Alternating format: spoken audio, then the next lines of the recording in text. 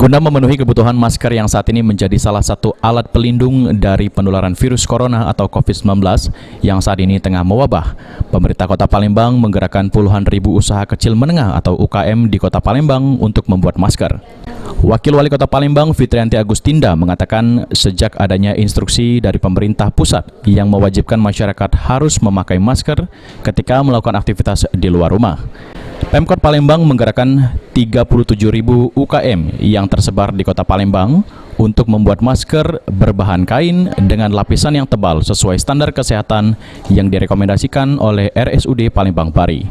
Ia juga menambahkan UKM tersebut tidak hanya membuat masker, melainkan membuat alat pelindung diri atau APD untuk melindungi tenaga medis dalam pengobatan pasien PDP. Memiliki 37.000 UKM yang ada di Kota Palembang, dan insya Allah 37.000 ini semuanya akan kita giatkan untuk membuat masker, ya, dengan standar yang sudah kita terapkan. Jadi masker yang digunakan seperti yang dipakai oleh Ibu Kokom ini adalah masker dengan menggunakan kain dan juga lapisan yang tebal, sehingga ini sudah sesuai dengan standar kesehatan yang direferensikan oleh Rumah Sakit Bari.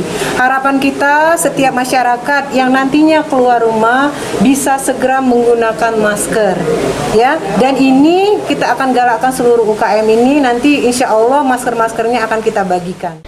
Heru Wahyudi, PAL TV.